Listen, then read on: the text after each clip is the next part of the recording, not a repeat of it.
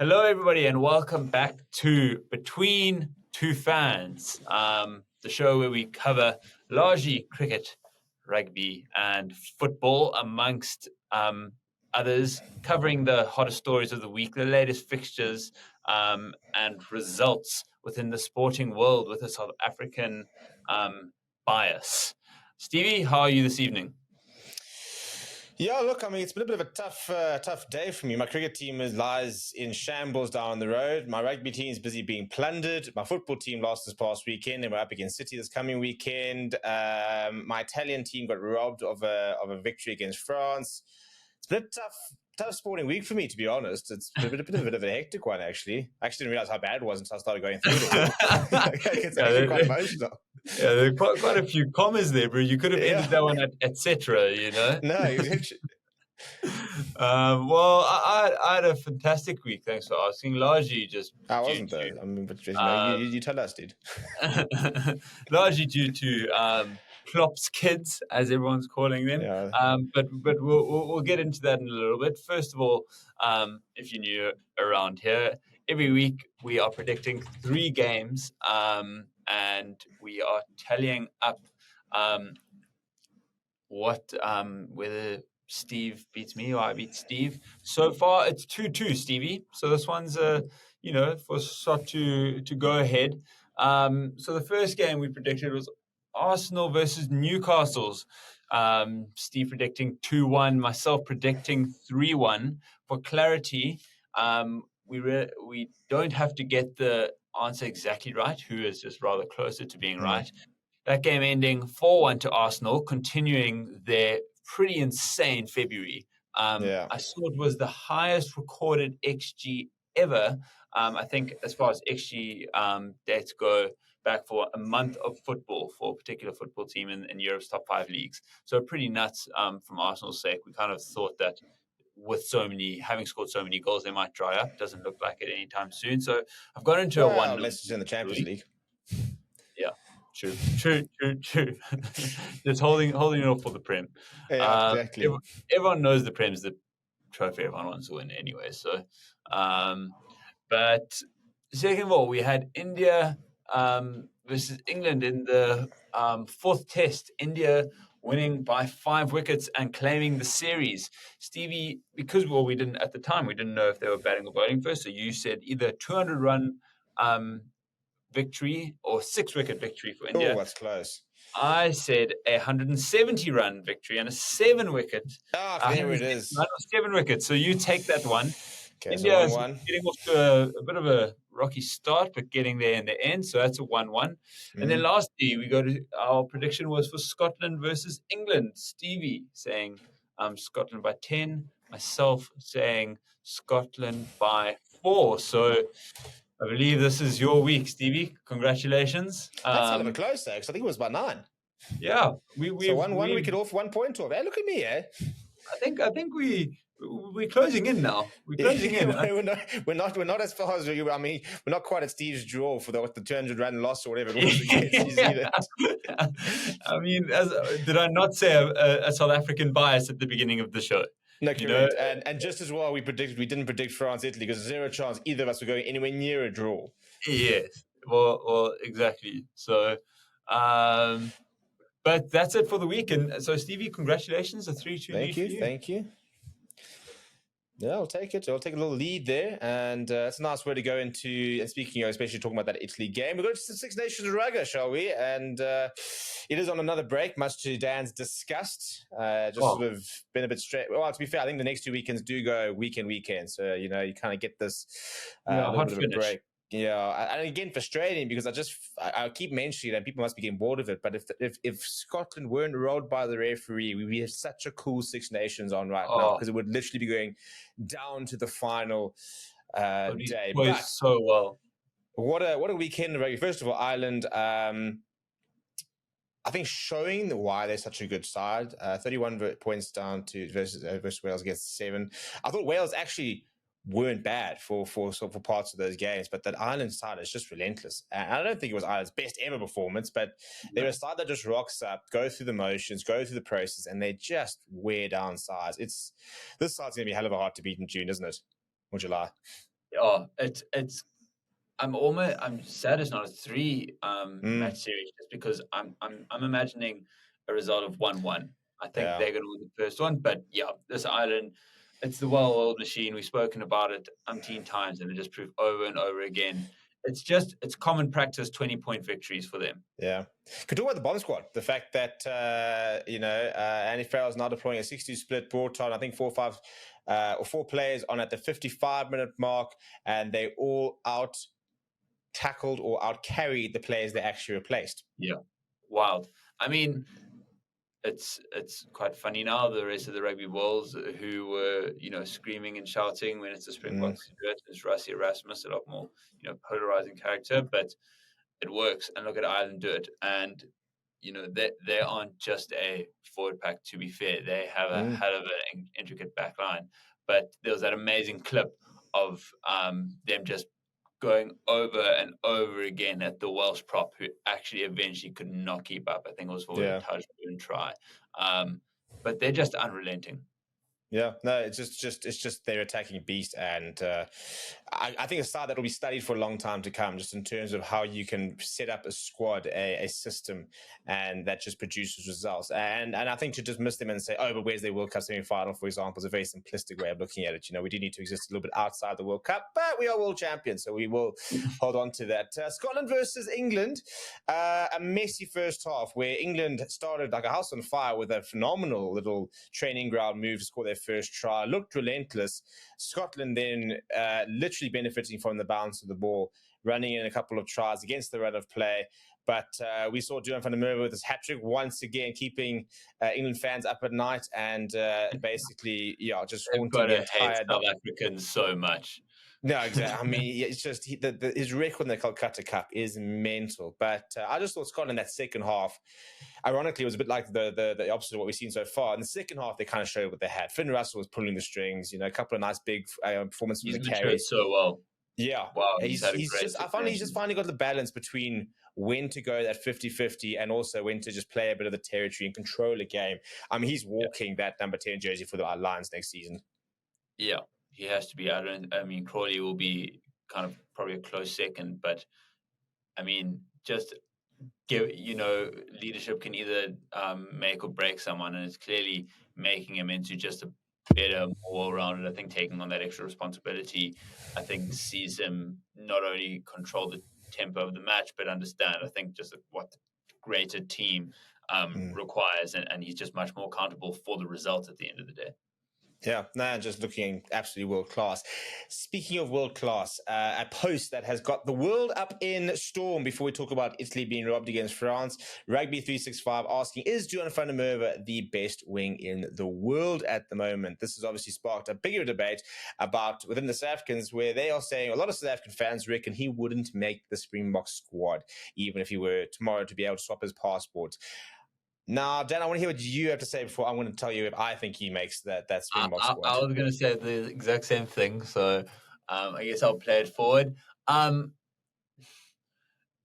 think he makes the squad. I don't think he makes a starting 15. I don't think he is better than any of our wingers. I don't think he's better. I think you could probably compare him most similarly to Mapimpi, who didn't, when fit, wasn't making the matchday 23. Obviously, we don't really play a winger on the bench, so you kind of have to be starting. Is he better than Cheslin or Currie Arendse for what the Springboks need? Absolutely not. Would he make the squad? I guess he's replacing either then Makazole or Kane Moody. I think maybe now he might be on Makazole's level, but up until this point, no ways. So he wouldn't be a world champion in my eyes, but he might now start making it into the Springbok squad. To be fair to him, he's been performing on the international scales, not just at club rugby. But I think, I mean, if he were to change to South African now, I would have him in a 23. I would have him in a squad like this training squad, but I wouldn't have it. He's not replacing any of the wings for me. Yeah, I think it's an interesting one. I think that Arendse has just set the world. I mean, I think he's been the surprise package in inverted commas. I think he was the one that a lot of people were sort of are probably quite surprised about, just how good he's been. Colby was always, he's never going to not sort of make and stuff. I tell you what, I think if you go back to a couple of seasons ago, when Canan Mooney got that call up, when we didn't have wings, we had Leland Zassi was injured, we had a bit of a crisis. I think if Duhan van der Merwe, for example, it was around at the time, I think he gets the call up ahead of Moody. He was 19 at the time and still very raw. And I think that with the way the Springboks work, I think had he been called up then, he would have been part of the World Cup squad. He would have then gone to the World Cup and, potentially would have made it. I think, as I said, I think he's better than Orense and Colby? No, I don't. I think he's a different player to Moody because Moody obviously covers 13 as well. Very different, sort of more dynamic player. As an out-and-out finisher, you've got to now look at him as one of the world's best. You can't. And I think the problem is we do this a lot where we judge a player by the team he plays in. And, this is why Finn Russell has been rated for years. He's been playing behind a really poor Scottish pack, hasn't been able to do what he's done at club level, at international level all the time or consistently. Therefore, he's not world class. I think you put Finn Russell behind a New Zealand pack, and I think he becomes by far the best fly half in the world. Similarly, I think, Duhan van der Merwe, for example, has scored, I mean, we looked at it earlier, 26 tries in 37 games. That is a silly record. That's a better record than a Colby or an Orense. I mean, Colby currently has, for example. I think Orense might be similar. It's probably similar to Mapimpi, to be fair. Yeah. Although Mapimpi's did slow down a little bit, so I'll be interested to see where that actually be right now if we had to compare. Yeah. I do think, and this is my one thing, I do think he's a bit of a small game bully, and I know the Kolkata isn't a small game, but well, chat to say he's a small team bully. He's been scoring tries against England. But England aren't good at the moment. I think everyone can agree with that. And when he scores, he goes big, and it can be in like match defining situations. He's scored. I'm sure he's got to be since his debut one of the most hat tricks out of anyone on the international scene. Because when he's on, he's ridiculous, like he was this weekend. He is ridiculously powerful. But I just remember looking back at the South Africa versus Scotland game. Just nowhere to be seen. So I think what South African wingers do is they are so ball deprived, but they figure out a way to make their name known. We always see them scoring against the run of play, and it's also just a different way that Springboks play. So I don't think Duhan would do as well when starved necessarily of the ball and have to feed off scraps like our wingers do and do so well at. Yeah. I'd also be very interested to see, I mean, everyone talks about his defense. I'd be very interested to see what he would look like after a season with the Springboks. How certain players have to adapt their game, change their game, for example. And that's the difference. I think if he was within our system, I think he'd be given this is what you do really well. This is what we like about you. This is why we pick you. This is what we work on. Go and work on them, and you can be a Springbok. Because that's happened with a lot of different players with the Springboks and how they've had to sort of shape their game to be able to put themselves into international colours. But speaking of international colours, I want to talk about Italy, who were robbed of a historic victory. I mean, even a draw against France is so phenomenal. But it is historic, but it's a what classic. A result that could have been. If that kick was to draw it, we would be speaking in a totally different tone right now. We would be, screaming Italy's praises. Speaking about, we'll still speak about the downfall of France, but I feel for Garbisi, man. Yeah, and I think we looked at all the laws, and he should have been able to retake it. And once again, this is the second time the Six Nations where a referee or officials have been too scared to make a big decision, and it's benefited France twice. And I'm a big ref protector in inverted commas in terms of I really think that we need. I don't like talking about the refs too much. I think it becomes such a boring narrative to continuously talk about officials and how they're so useless and so incompetent, etc. But I do look at these two particular events, and I think that the laws didn't hold them back.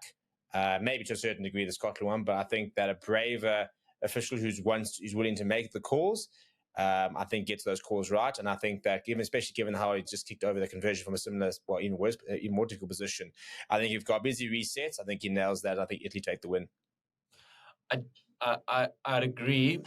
I do think I doubt that Garbisi even recognized that he was being charged down, to be fair. I think it was largely due to the ball falling down. When you see that ball down, he's kind of goes straight for that ball, tries to put it up, doesn't even look at French players. Never mind But there's even a word from the referee physio saying that was you on the need to field. move back to the player. So there's still that sort of slight interference stuff like that. Absolutely. So And you saw when he kicked it, he also didn't kick through the ball. He kind of just just get the distance, and it looked good, to be fair. But yeah, I mean, it's a tough break. By the letter of the law, it should have been 10 meters forward. It's interesting though, because even at that angle, I don't even know if you want 10 meters forward because you have a worse angle at that stage. I think it's an interesting point that they take it 10 meters forward because I don't know if it's always an advantage. I wonder if you can choose. I actually don't know the law with that. Yeah, I reckon you're probably allowed to choose. Well, actually, it's an interesting concept. I think that's a bit above our pay grade in terms of understanding that's what it is you see to the law.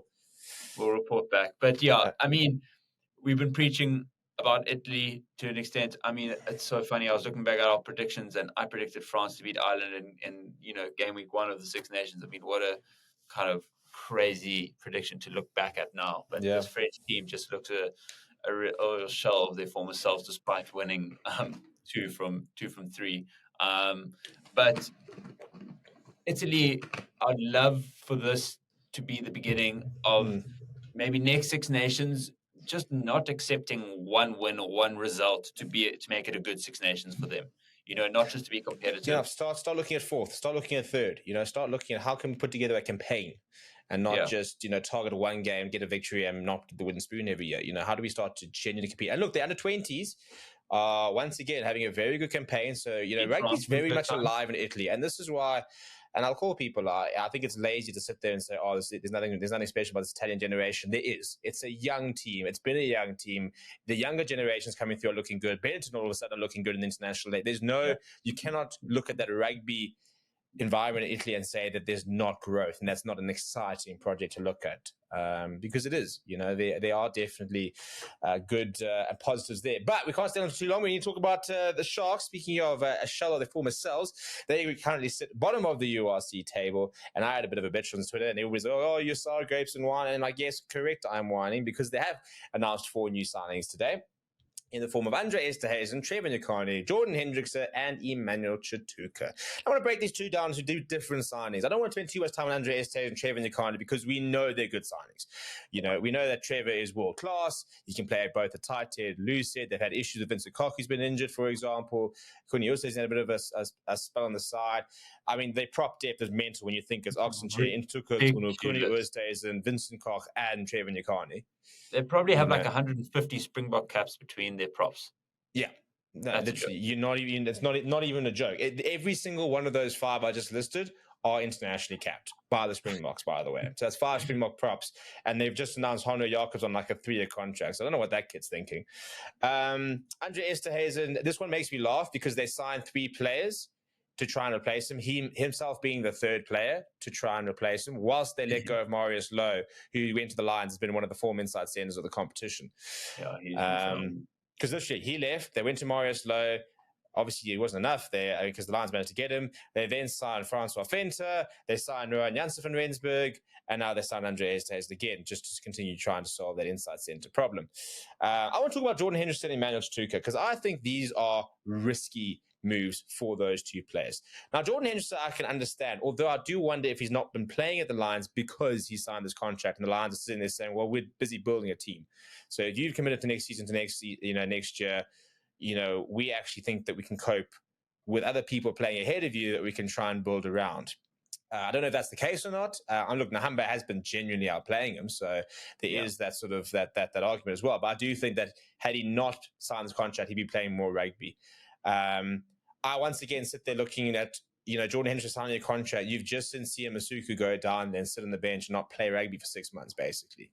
Now, I think Jordan Hendrickson is a bit of a different case. He's played junior box, for example. Similar to Emmanuel Chituka, you've seen your brother go down there, initially struggle, get injured. He's no longer even spoken about when you talk about the best loose forwards in the country. Are these good moves for young players? If I'm going to start with Hendrickson. I think if I'm him, I would do the same. He was meant to be the guy that the Lions built around. He ended up, a couple of injuries and just not being the 10, not performing well enough. I mean, the the scrum half replacing him, essentially because the Lions had two really good scrum halves, and Sanela Hamba could play. There was a fly off shortage, and then Sanela Hamba made that 10 jersey his own. Yeah. If he is looking for a spot, and there's been a lot of talk about Herman Bosch just not being good enough to hold that 10 jersey, and it's clear in the results. Whilst the Sharks have stuck by him for years, you got to feel for Maseku not being given the chance, so you don't know what that's going to be like.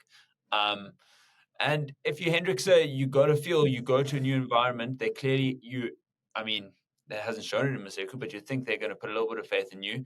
And if it does work out, you've got a hell of a team around you. There's a massive learning enviment. Playing with your brother, going back to Durban, his move makes a lot of sense. His move makes a lot of sense. Tutuka following his brother. If that's how much you back it, then that's how much you back it. Who knows? I'm not going to delve into this private life, but Tutuka, I think it's a weird one for me because I think they have a lot of youngsters in similar positions. I think of like Buthelezi, who's been playing captaining as well in the Currie Cup. I don't see as much. I don't feel like he is outperforming. What he is doing at the Lions. I think he still has a lot more room to grow. So I think that for him is a very risky move because I think there's a lot more competition and bigger names than him. So that, for me, it could deprive him of a lot of game time. Well, you've got Labas Kakne, you've got Dylan Richardson, you've got Vincent Tutuka, you've got Peps Buthelezi, you've got Seeking Noche, there's a lot of loose forward competition.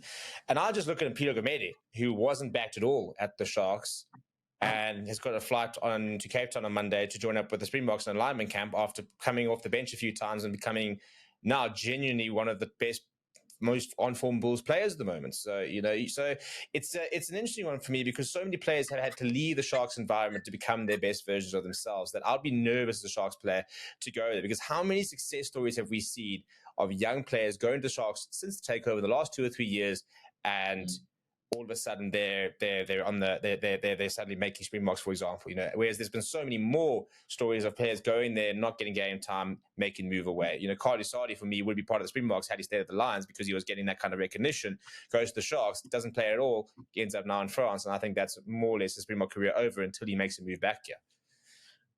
Yeah, I think the only two people that come to mind, particularly youngsters, are Hendrickse and Grant Williams. I mean, who else from that Sharks team and Grant's not even that young. He's not young, but rather I know what you're saying, but that's in terms of new players coming through, for example, and producing a Springbok as opposed to just buying an already made Springbok. Yeah, if you think of where you were called up to that Springbok rank, you're not seeing and that was now 3 years ago for both of those players. So there hasn't been. So there is that, but it seems if it can come right, and there's a lot of attacking on the coaching, if it can come right, they're going to be a part of an amazing setup that, it's ready and waiting to do well. But let's see. Then maybe they are just the Chelsea of rugby. Yeah, well, we'll see another season's time. Because we all keep saying they're too good not to come off. The project's too good not to come off. The coaches, the players, but we keep saying that, and yet the results just don't manifest. So speaking of that, this weekend we've got 2 local derbies. I think this adds a bit of spice to the Lions versus Sharks game, obviously, which is at Emirates Airline Park. It is an Origins round, so players will once again be wearing all their socks and stuff like that. So, for example, Hendrickse, if he does get selected, will be wearing his Glenwood socks. So he is kind of going home, I suppose, play for Natal, Craven Week and stuff like that. But an interesting game because the Lions stage a comeback and beat the Sharks down in Durban. And the park offers a very different environment. I mean, how motivated do you think, not even just the Lions players and the Lions management are, do you think these players kind of look at those moves as a bit of a slap in the face that you're sitting there going, oh, well, we're actually playing better. You're part of a team that is continuing to potentially make the Champions Cup. We've got a cool project going here. And yet you're still sort of jumping shipping, moving to the sides below us, is there sort of a certain amount of betrayal? I mean, look, I do think the Lions environment is so bad. It's pretty much like, you're pretty lucky to go up. But do you think that adds a bit of spice? That fact of, well, actually, we're going to show you that you're actually leaving the wrong team here. It'll be interesting to see what selection is like around those players just for the rest of the season in general. And obviously this weekend, I think it feeds into the Lions narrative that is let them go. Look what we've done by working with what we've got and really believing in the people that want to be here. I think Yeah. that's be the narrative from them, and it's been a really resurgent season for the Lions, and I think that has to be kind of their play. It's like let them go for those moves. We they aren't these crucial players. If it's Nahamba leaving, maybe you're a little bit more worried. Even Morris Lowe, as you mentioned, but I don't think they're critical to the success of them. Obviously, they are good players, but I don't think it's the end of the day. It's definitely going to make for a little bit of spice this weekend. Yeah. And then the Adding to the second narrative, derby, which is nice. Yeah, the big one. the Your big boys. one, the north south. For me as a Stormers fan, nothing better. And it's just been a great couple of years. To be fair, ever since that COVID reign where it felt like there were about 5 Currie Cups within 12 months, and the Bulls just kind of won of everything. Yeah. This derby has been thoroughly won by the Stormers. So it's going to be incredibly tough. It's always tough at Loftus when you're visiting, but I'm backing the boys to take it home. You reckon, eh? You reckon they can come to Loftus and dethrone the Bulls at the top there? I mean, what's great, these are the two teams that, although Sharks is the most populated Springbok club in South Africa, these two, I think, hold the most exciting mix between up-and-coming players and Springboks. So just the game itself is always just going to be quality. And there's always a bit of rough and tumble there. There's pushing and shoving. They really do not want to lose this, which is what you want to see. You want to see people care. And particularly with a lot of these players going to be joining the Springbok alignment camp. A couple of days later. Yeah. A couple of days later, this is essentially the first practice and the first training session for them. Yeah. Everyone's watching. You've been called up. Let's go. I know, because now all of a sudden there's that little asterisk next to your name, it's alignment camp member. So all of a sudden, you're watching this weekend and you're looking at Nahamba, and all of a sudden you're thinking, shit, this guy's actually genuinely a Springbok option. Like even Rusty thinks he's a Springbok option. It's not just this weird fantasy. Not the highlight reel anymore. Yeah, exactly. So I think that's a very nice. I think it's a very good thing to mention, and that's a nice little flavor to the game this weekend. Speaking of flavor, how about a bit of Tier 2 nation flavor with the Pacific Cup, which they have confirmed the fixtures. So for those of you who don't know, the Pacific Cup is a competition, a newly formed competition, which features 2 groups. The first being that of Japan, Canada, and USA. So those very geographically central countries, but to be fair, they are relatively accessible. Japan having to jump across to the northern Americans there, and then the second group of Fiji, Samoa, and Tonga, and this is going to be a 3-round competition within the groups, and then the top of each group will then take each other on in the final. And I'm not sure if the final venue is decided before. I don't think it is. Or is it whoever's the highest host to home final? I wouldn't surprise if that becomes a traveling final. And they kind of decide where it's going to be. A bit like the Champions of Europa League. I think that'll be quite cool. I mean, first of all, great. Yeah, we need these competitions. You need them, and you need people to care about them. Like I'm going to be watching. I mean, particularly the Pacific Islands, Fiji, Samoa, Tonga, Fiji. The fact that you're dismissing the massive rival of USA versus Canada in rugby is very disrespectful and very poor form. Okay, well, I'm going to stick to what I'm saying because that's the Pacific Island, those rivalries, and not just that, the fans and like stadium extending beyond the field is a must watch. It is just going to be so they don't care. They would much rather win that game than almost any game between World Cups. They want to win that local derby. There's so much kind of history between them, and I mean, I'll be surprised if someone I feel like the Pacific Island team is most likely to win, but it's, Well, I mean, Japan. Let's see what you Eddie can't Jones write off do. Japan. And to be fair, Canada have also not been horrible. And USA are, I mean, they're hosting a World Cup in the next 10 years, so they need to sort their rubber shots. So this is, I think, a big opportunity for them to really sort of ignite their kind of the rugby there. So either way, it's cool. And I also like the timing, and this isn't going to replace the fact that they're going to have incoming tests, in July. This is not replacing their July window. This is in addition. So they're going to play more rugby, more, and hopefully something a bit more structured, because this is the biggest problem with Tier 2 is they kind of play like they've got that European competition that sort of happens half-heartedly in and around the Six Nations, and Portugal got beaten by Belgium the other day or something, like, or Netherlands. It was ridiculous. Really? It was very cool actually. So, but very, very cool to see that, and we'll definitely be keeping an eye on that. Right, Dan, chat to me about some footy.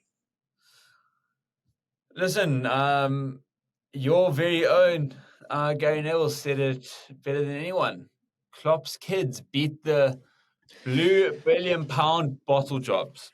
It's amazing how nobody Chelsea. cared about what Gary Neville had to say until he complimented Liverpool. Correct. Absolutely correct. Everyone was like, oh, maybe he's not such a bad pundit. I reckon he's had a producer in his ear with that line, and he says, I'm taking that. Yeah, right time now. for me to win some favor. Yeah. No, literally, I've never. No one's spoken so positively of Gary Neville. The stocks are right up. They're higher than Bitcoin right now. But I mean, Chelsea, obviously, so for context, Liverpool winning the first trophy on offer, the Carabao Cup. That really cheap academy product, Virgil van Dijk scoring the winning goal. Well, he actually scored 2 winning goals, but VAR had other ideas. He had to make sure the second one counted. But winning it within the last minute of extra time, and that's not extra time on the 90 minutes, that's the additional 30 minutes, about to go down to penalties. 1-0, the end score. Essentially, Liverpool ending the team that won it, or that were on the field when Liverpool won, was almost entirely under 21 to 23s. Whereas Chelsea must have been valued at a couple $100 million. But you've changed your metric there. You've gone from age to value. Well, academy players are worth absolutely nothing. And to be fair, Chelsea, youngsters, but youngsters valued at 100 million as opposed to someone you've never heard of before. Yeah, I'm not arguing. I'm just saying it's just interesting the rhetoric that as soon as you cost 100 million, you're no longer 21. And you do. I'm not talking about this in specific, but we do that. As soon as someone's valued at a certain amount, their age, their inexperience, their thing, like, it goes out the window. It's like, because we've bought you at this stupidly high price, you now have to perform. And we saw that. I mean, something like Jadon Sancho, for example, was bought for this price, and everybody said, right, well, you now have to perform because you bought for this price, and it's ludicrous that you're not suddenly scoring 30 goals a season. And you sit there going, well, he is 22, and you're going, no, he was bought for this price. So it's an interesting example of the expectation we put on price versus age, for example. Agreed, 100%. I think often it's not the players who decide, and they're not even receiving those funds, and it's spoken of much more than salary per se.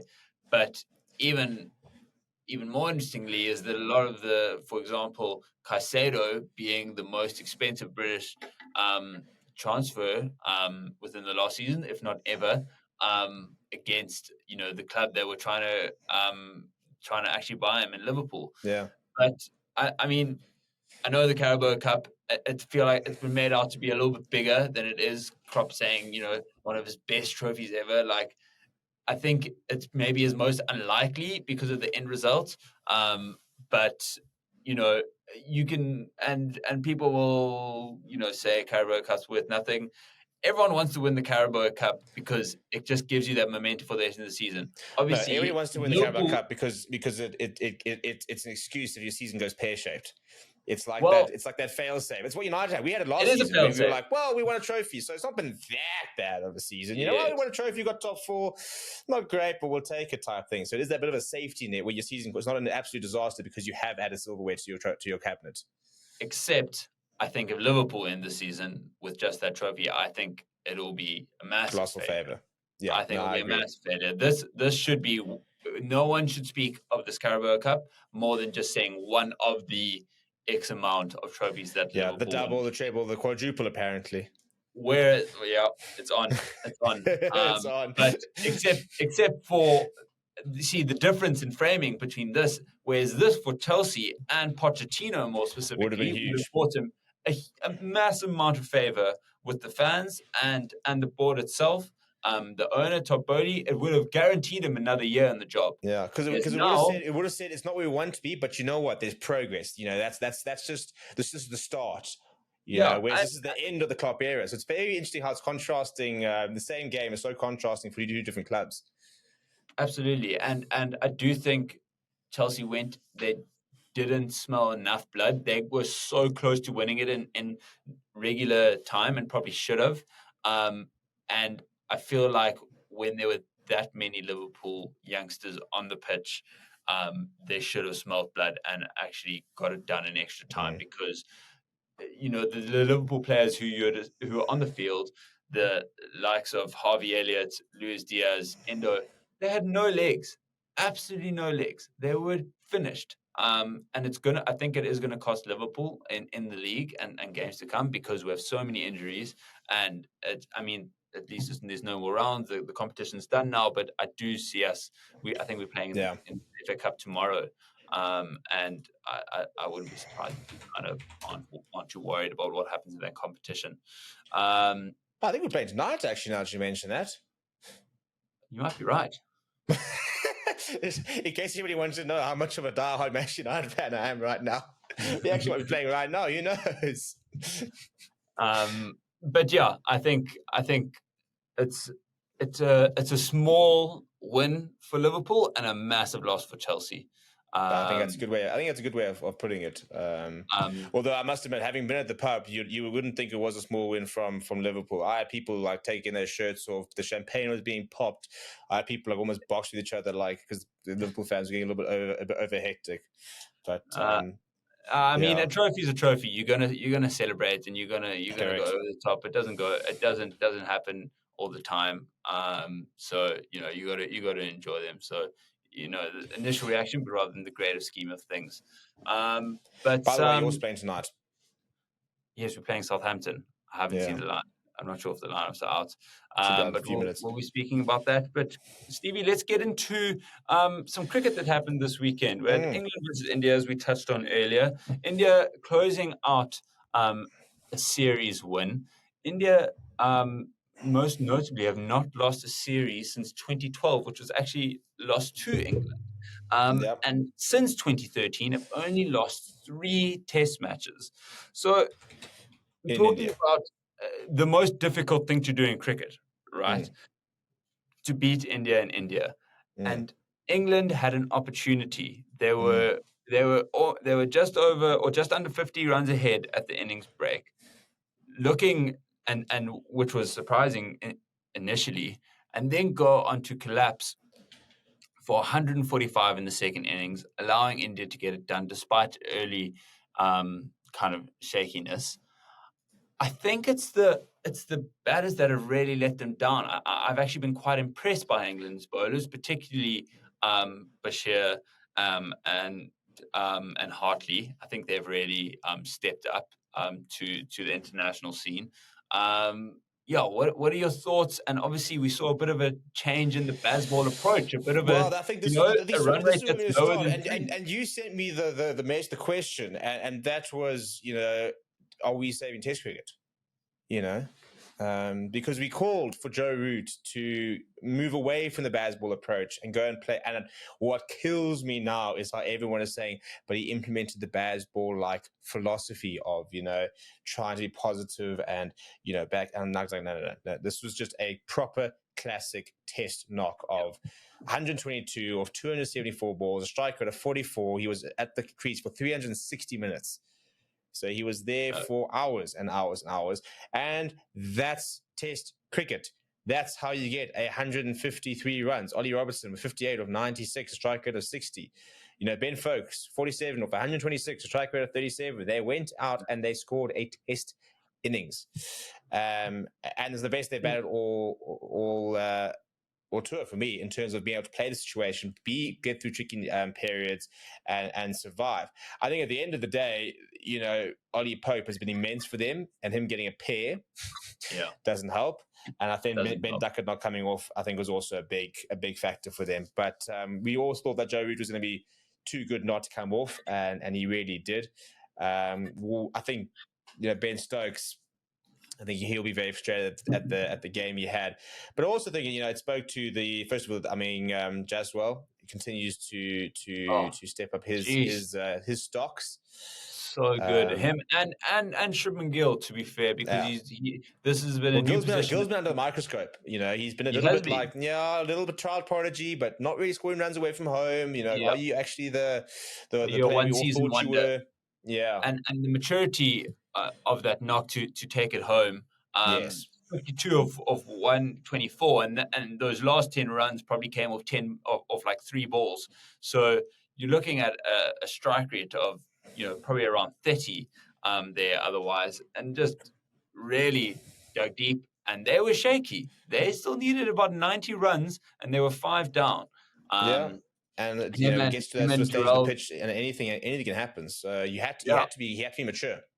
2 youngsters, him and Jarrell. Obviously, him Shubman having a little bit more experience, but that's exactly it. And I think it's what Test cricket will become, is that parts of baseball I think will be implemented when you can smell blood. All these guys can play. Almost all of these guys can play T20 cricket. They are ball strikers. They're growing up as ball strikers now. That's how they learn the game. I go watch our club cricket and school cricket, and I'm watching 9-year-olds still scoop and reverse, and they're trying that shot as many times. We would get screamed at as kids. Imagine we tried doing that. We would get told you would get told to take your pads off.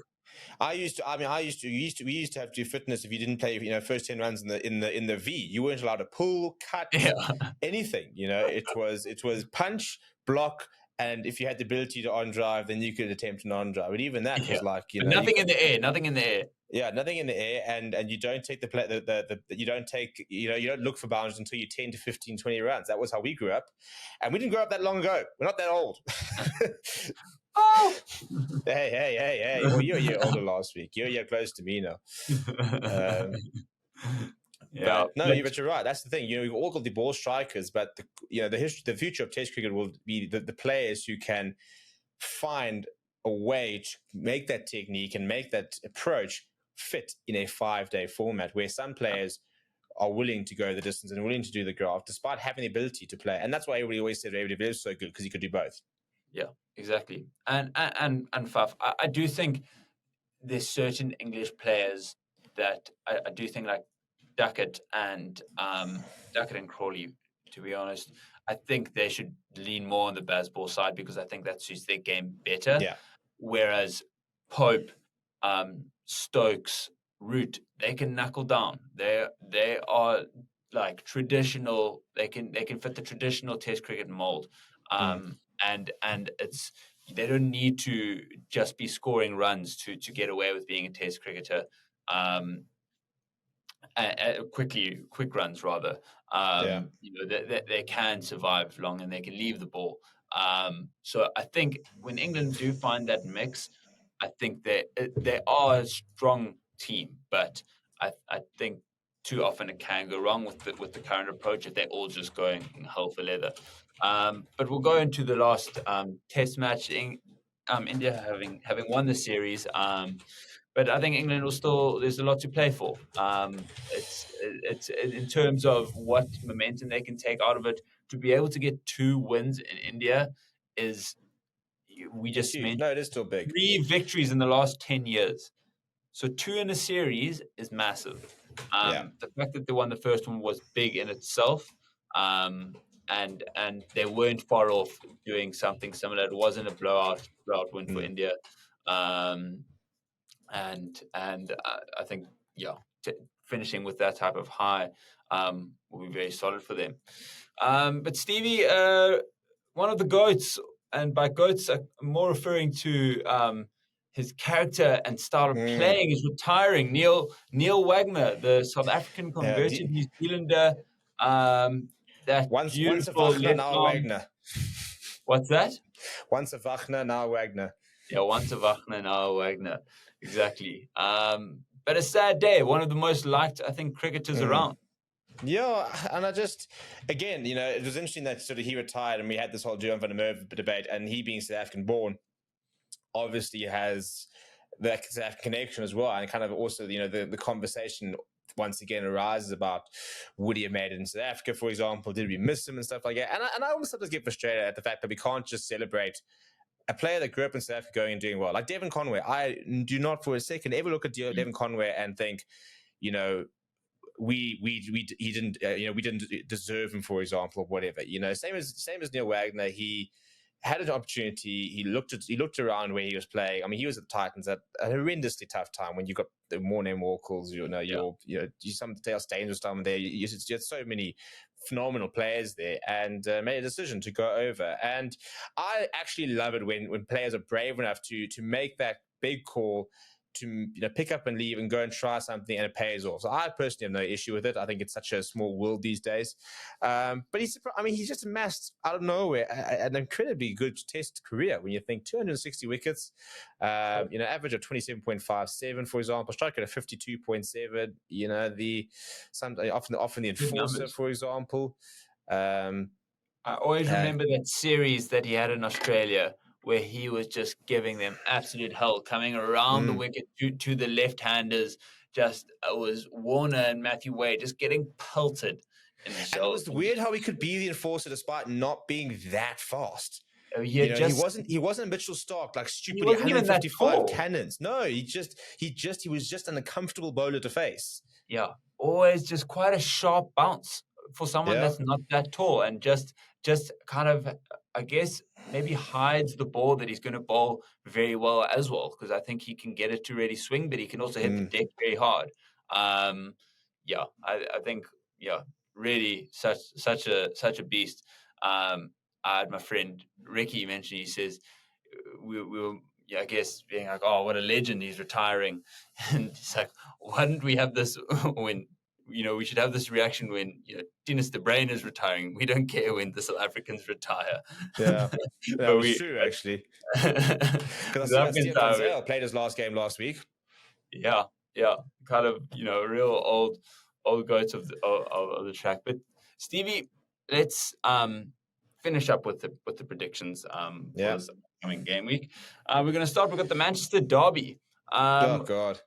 Which is being hosted by. That doesn't matter. It's being hosted by City at the Etihad. The nice thing is it's basically a home game for us then, in terms of the number of fans that we'll see at the stadium. To be fair, you've got a better away record than home record. Yeah, we do. So, it's Fortress Old Trafford is a thing of the past. Yeah, exactly. So, having won this week, you go first on the predictions. What are you saying? So I think because we're coming off a loss, I don't think it'll be a blowout. I'll be very surprised. I also don't think City are playing for that well at the moment. I think City will beat us. I think that they're not the 4-5 goal threat that they are usually. Again, I think the fact that we lost a game means I think we need to respond. Yes, we are about to play Forest in about half an hour's time, so that is kind of the response. But I think this coming weekend will be it. I don't see us getting away with a win. I don't even really see us coming away with a draw. Unfortunately, I just think at the moment we're just looking pretty toothless. Also, no Rasmus Højlund. If he was playing, then the best striker from his nation's team would have been playing. So that would have helped us a lot. But yeah, I think that I think I'll be very happy with a 2-1 loss. That's laughable. I'll be very happy with 2-1. I won't be happy. Man United fans in 2024. As a prediction, because I'm going to have to give myself a genuine chance, I'll go 2-1, and this is huge for me to predict a loss to my team. But we're just playing that badly at the moment, despite the results. The performances have not been there. I must disagree. Haaland scored 4 goals yesterday versus Luton.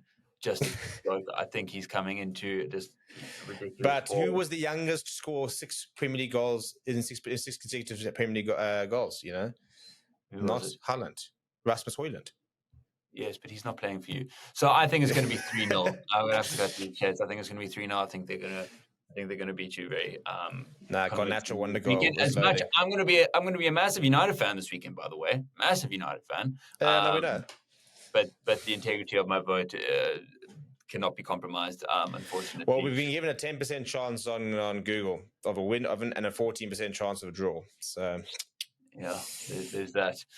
Next up, we have the 4-day series final for those the local long format cricket tournament. Today was day one, and there was a bit of a collapse from the Lions, we were ending 35 for 5. 35 for 5 and ending up on 225. Not too bad. Delano Pukita with 81 runs, Bjorn Mulder 41. I mean, valuable contributions from Cody Yusuf and Sibocho, both in the 30s. Yeah. But Province was sitting at 49 for none after 9 overs, so starting pretty hot Absolute there. road. So at Wanderers, built for batting. Obviously, Dane Patterson and Pongwana. I'm really chucking into your guys' batting lineup, but I guess I'll be going first on this one. I'm going to go with a 7-wicket victory for Western Province. That's going to be mine. I think they have such a strong batting lineup. I think they're going to pile up runs, bat for a day and a half, and then just secure it. I'm actually going to go 8 wickets. I'm starting to wonder if they might pile up enough runs to make us just to not bat again. Innings and just dust us into. I don't know. The problem is that it was a terrible toss to lose. Proper overcast conditions. That we all know the Wanderers offers you a little bit of something in the beginning, and then flattens out. Day 2 it quickens up, but it comes on really nicely. So it was a disaster start from the Lions, and your 2 premier batsmen, Temba and Dubai, both getting ducks doesn't help anything. I must actually apologise to Delano Pukita, who I'm sure watches this podcast, because I did say that I think we should have had an extra batsman ahead of him, and he did come through with the bat. So shout out to you. He saw your tweet, and he knew what to do. Yeah, no, he was there in the dugout. Okay, you know what? Watch this. And that's why you did it. Yeah, this is the thing. It's the same thing. I'm going to go put $100 on City to win this weekend so that United get a result. At the end of the day, I do things for the greater good. But yeah, I do think 49 for 0, and they've got such good batting to come. Kyle Verreynne is in silly good form at the moment, and I expect him to pile a lot of runs as well. So. Yeah, I think I'll try and be a bit more optimistic and say that we can try and get some early wickets and maybe try and get all. But I think we'll probably look at about a 4 to 5 wicket loss. I'll be really optimistic and say 4 wickets. I think we can try and make it a bit of an interesting game. But you know what? The nice thing is that it's a 5-day game, man. I really like that. Yes. I'm not that it's going to go to 5 days. The Province might bat for 3. Yeah, true.